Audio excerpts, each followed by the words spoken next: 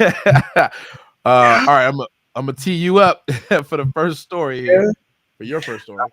So, man, Jason, we kind of led right into, the next matter. I know everybody has been looking at the anti-Semitism that was connected to the Holocaust and the Jewish people, the Jewish culture, between Kyrie Irving and also Kanye West.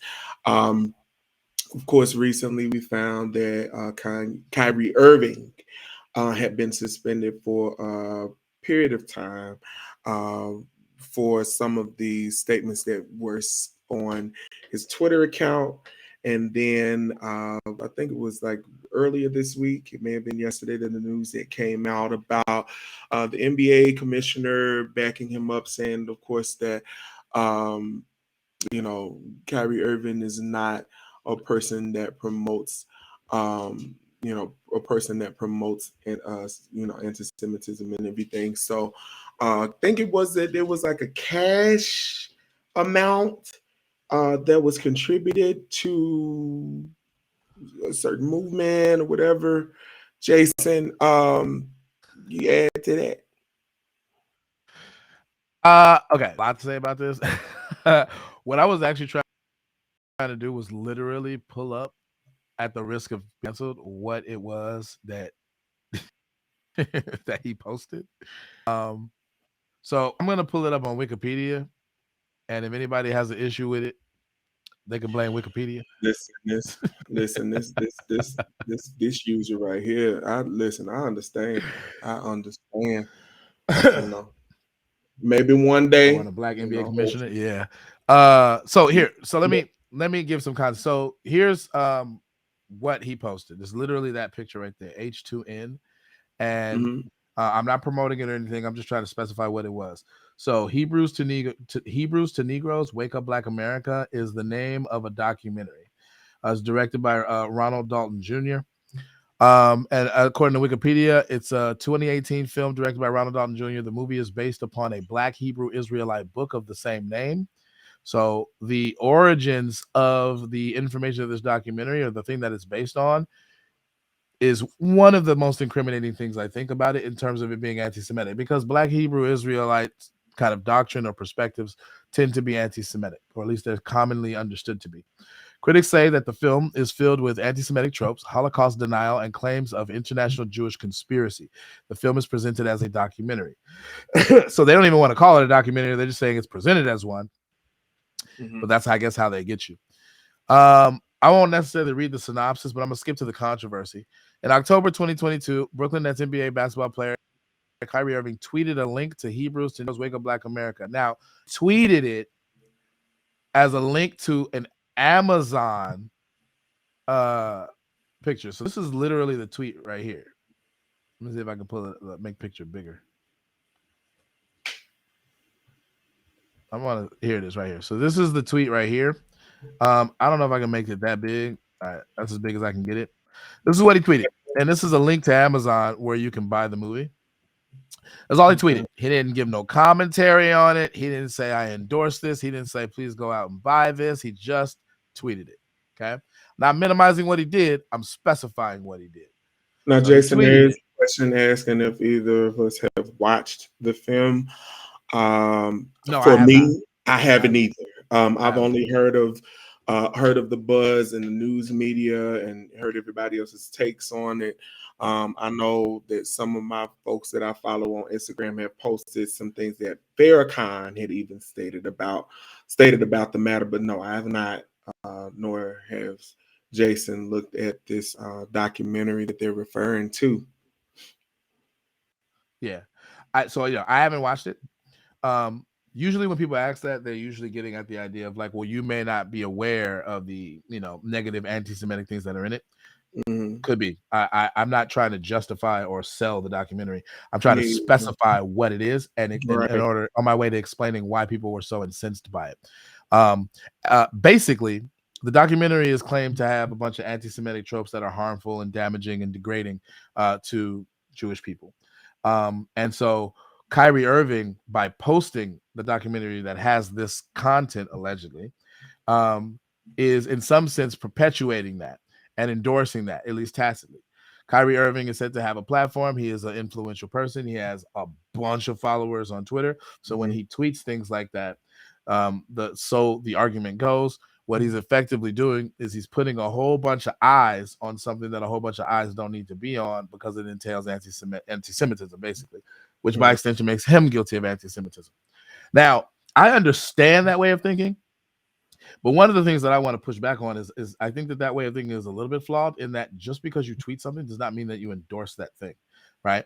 Now, what seems clear now after having massaged this and having him have to answer questions about it is it seems pretty clear that he wasn't tweeting it to like critique it or criticize it or anything like that. So if he wasn't criticizing it, then it's at least plausible that on some level he agrees with it. But another plausible option is that he's just kind of neutral with it. He's just tweeting it because he's like, this seems interesting. I just want to put this out there. I do that all the time. I tweet or post about things that I don't necessarily even have a formed opinion on.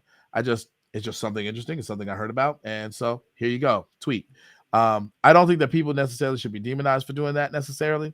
I understand that I don't have the platform that Kyrie Irving has, but even if I did, the idea that because I tweeted that means I automatically endorse it is just silly to me. I don't think that follows. You can be neutral with respect to things that you post about. That said, I don't know how neutral he is about it because it seems like he's at least intrigued by at least some of the ideas in it to whatever extent he knows about whatever its contents are. And so I think that a lot of people don't like that. Like the idea that he might even be intrigued by it and therefore influence other people to be intrigued by it and therefore watch it, I think is what people really don't like. And so demonizing him and making an example out of him is a means by which to stop other people from following in his footsteps and to basically break that cycle of influence. So that's what I'm thinking is part of what's happening here. And I have some criticisms or critiques against that because that's built on the back of cancel culture. And I don't think it's very well thought out a lot of times. I think that people should be able to watch whatever freaking documentaries they want to watch, and they should be able to critique it and disagree with it just as vehemently as a lot of other people seem to. What really irks me is when people say, don't watch the thing. I haven't watched the thing, but I know it's bad, and therefore you shouldn't watch it either. I don't think that's a good argument. To me, that is the same rationale of book burners from Fahrenheit 451, and that kind of censoriousness irks me. Even if what they're trying to do is noble in the sense of they're trying to, I guess, protect certain communities from the perpetuation of anti-Semitic tropes or anti-whatever community tropes. I don't know that censorship is the best way to do that. I think that the best way to approach it is to educate and tell people what it has. Go ahead. And I'm glad that you said that because I know that when we were talking earlier before we went live, we did acknowledge that, of course, the connection with Kanye West and his statements were what drew people to what may have been what was stated, what may have been stated, what may not have been stated by Kyrie Irving. Because it was, one of the users, one of the not the users, one of the audience, Facebook audience was saying that the spillover is what pretty much blew the story up, as far as like the propaganda that was connected to all of that and whatnot. Because I did also look at this part that the cash amount was $500,000 that was rejected by um, uh, rejected by anti-defamation. It was like an anti-defamation league.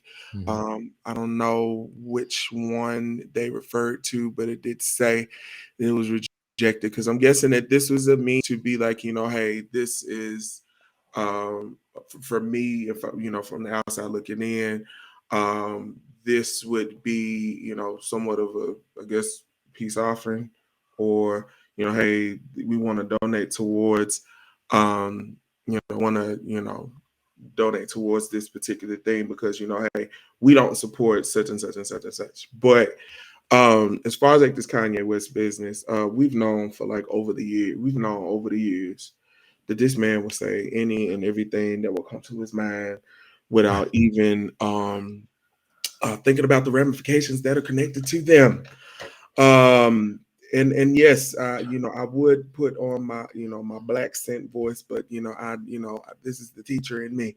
I will always tell students, hey, before you, dig deeper into a matter, I need you to look at all of the things that connected to it before you add your 2 cents to it. But like I said, with Kanye, there are no words.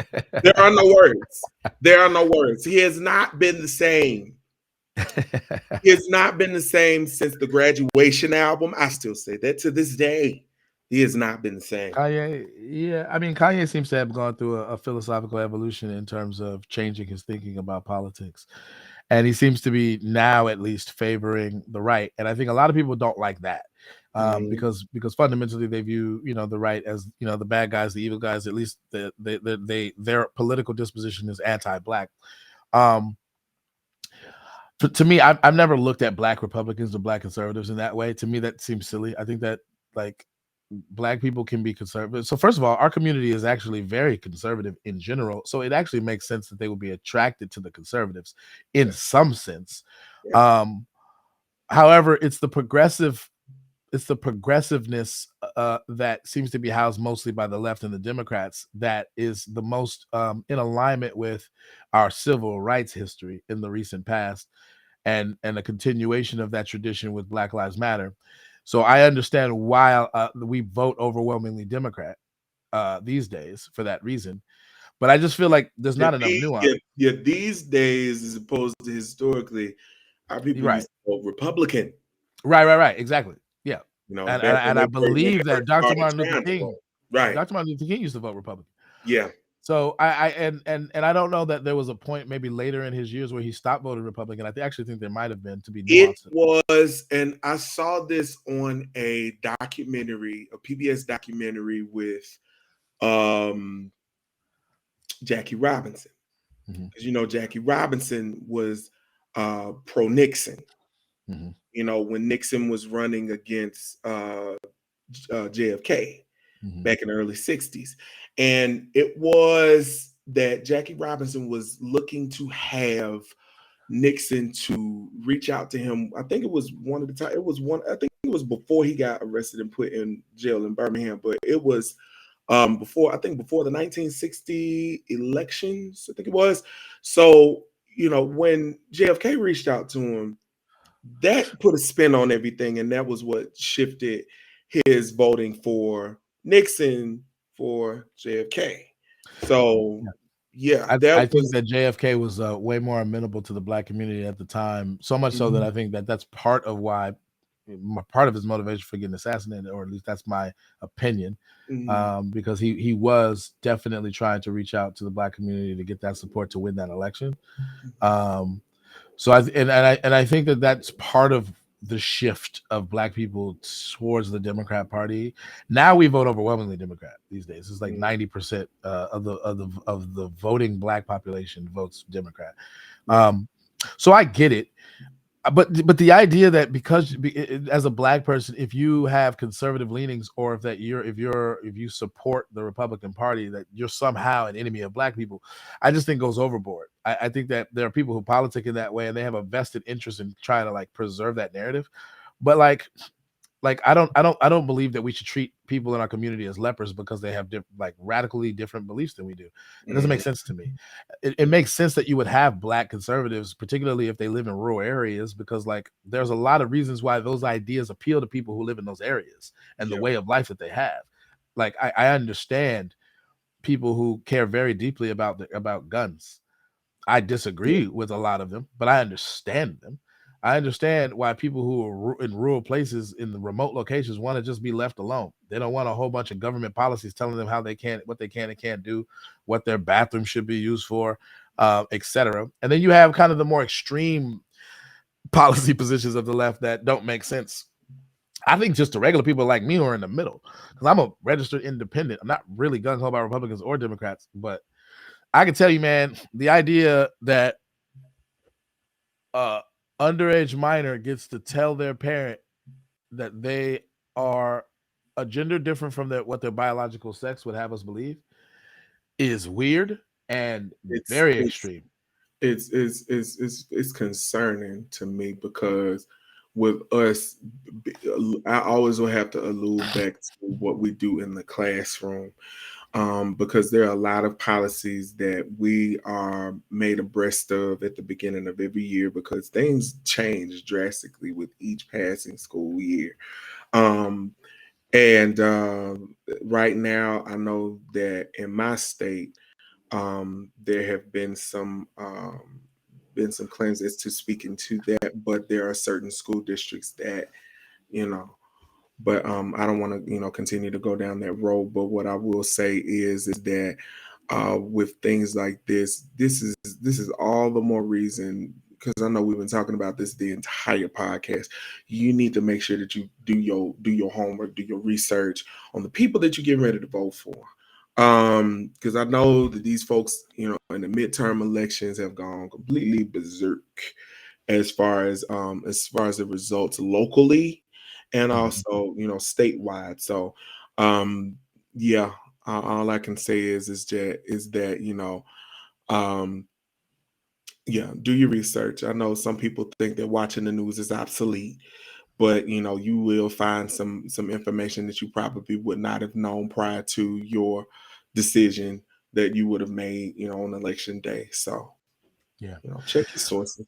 I want to stamp this though because we got a couple more minutes for this segment. I think that there are some not trivial distinctions to be had between what Kanye is doing and what or Kanye did, several things Kanye did, Yeah, and what Kyrie is said to have done. right. I think what Kanye did was more egregious and repeated, and Hmm. so I think it justifies the outrage more. The outrage against him is justified more so than Kyrie. I think what Kyrie did was relatively innocuous, Yeah. or at the very least, to whatever extent there was harm done, it was more symbolic and representational in nature, and not really tangible. And so to take away all of his endorsements and suspend him without pay for 5 games behind that, it seems to be politically motivated in a way that I don't like. I don't like the idea It of, makes you wonder who was in the person's ear before they made the decision to do it. yeah, but like who's pulling those levers, and why such quick harsh action for this kind of thing, Yeah. right? But like, you got owners saying racist things, and they kind of didn't. I mean, it took way longer against anti-black racist things, and it took way longer for there to be action. Now there was action taken, to be fair, Yeah. but I don't think it was as swift as harsh as this. Right. They were removed from the team. I don't know that they took any money away from them. Now, to be fair, if you're an owner, that's a very different position that you're in as far as the hierarchy and as far as power dynamics Mhm. than being an NBA player for sure. So that's probably part of the reason why. Mhm. Um, but I'm actually curious how quickly an owner would be removed if they said something anti-Semitic in this way. Um, like I feel like they would be removed. It's just a guess, just an opinion, just a hunch. Could be wrong. News anchors are removed every day. I mean, so Mark Lamont People Hill in was broadcasting are removed every day for Mark making statements Mark like Mark Mark Lamont Hill was criticizing the Israeli government, and he got removed from CNN because that was deemed anti-Semitic. And I don't know how fair that was, because he was criticizing a government. He wasn't criticizing the Jews. people. Right. Yeah. And a failure to draw a distinction there, I think, made that action silly. And I didn't care for that at all. But like there is something to this idea that I think a lot of people are objecting to, which is like, if you piss off the wrong people, Right. why Right. why why is the action so swift with respect to certain groups and not other groups? Is there not an imbalance there that we can actually talk about and recognize without being accused of perpetuating anti-Semitic tropes? Like a person can, in good faith, ask that question, I think, without having any nefarious intent with respect to the Jewish community or even implicating all Jews. I don't even think a person who asks that question necessarily even has all Jews in mind. They're just talking about the ones in the positions of power. Right. right? And so, are we going to deny that there are any people that would consider themselves a part of the Jewish community that are in positions of power who have an influence over these decisions? Like at anywhere, really? There's none. There's not a single person who's a part of the Jewish community who's in a position of power that can make a decision like this or an influence a decision like this, really? Because I feel like to go that far would just be wrong. It would just be just objectively false. Now, I don't think there's some grand conspiracy about Jews taking over the world. I think that that is false, and I think that members of the Jewish community who object to that are right to do so. And I can see why they would say that that's anti-Semitic, because it perpetuates a stereotype that negatively implicates their people and their community. But like the if you're trying to defend against that so hard that you're not willing to acknowledge that actually there are some people who are part of the Jewish community who are in positions of power who do have influence over these kinds of cancel culture decisions. So like can we acknowledge that? And that implicates relations between the Black community and the Jewish community. Can we talk about that? Are we not allowed? Is it anti-Semitic to even bring that up? Because that's where I would draw the line and be like, nah, I'm not with that. Because that to me, I think is a clever way of trying to get out of having open and honest, good faith discussions about those nuances, right? Yeah. And was it necessary to parade the cancellation of Kyrie in this way? And do Black people have a right to be a little bit like unnerved or offended by what may be an overreaction to something that I think is problematic? I would say that what Kyrie did is problematic. I don't think it's as problematic as what Kanye said. I think there's levels to it. Yeah. You know what I mean? But like clearly Kyrie is not calling for like a second Holocaust or anything extreme. Like he's not anti-Jew. Like that idea to me is just overkill. I don't buy that, and I think most people see through that. So that's where I am at right with that. And at the risk of getting canceled, I'm just speaking my mind. Kanye West is harder to defend though, because what he said was just objectively problematic. There's no defense for that. Yeah. Talking about going DEFCON 3 on Jews because of a select few people who might be a part of the Jewish community who did some shit you didn't like that's not Right. cool. If you replaced any group with that, like we would recognize, well, I think we probably get away with it if you did it for white people, but if you replaced it with Black people, which Kanye considers himself a member of the Black community, and you had a white person or a Jewish person be like, I'm going DEFCON 3 on Black people because of a couple of Black people who did some things to him, I feel like we would all see that was anti-Black racism. We would all acknowledge it. I think Kanye wouldn't hesitate. Like, that's racist. So you can't have it both ways. You see what I'm saying? Like, so Kanye, and then he doubled and quadrupled and tripled down on that shit. So like, is it defensible, bro? Like, I can't protect you, Kanye. Like, would you Kanye deserved to get canceled. Kyrie, I don't know. I'm a little skeptical about that one. But I'm gonna let you have the last word, and we're gonna move on. All I know is free. At the end of the day, they give him free, he getting what he want. He getting free publicity Kanye? for this. Yes, he's getting he's gonna get free publicity regardless. I You know, mean, I don't care. I'm telling you, it does not matter what this man has done. Like he has been he will end up being a tabloid topic. So help him. I'm just saying. yeah, he probably will.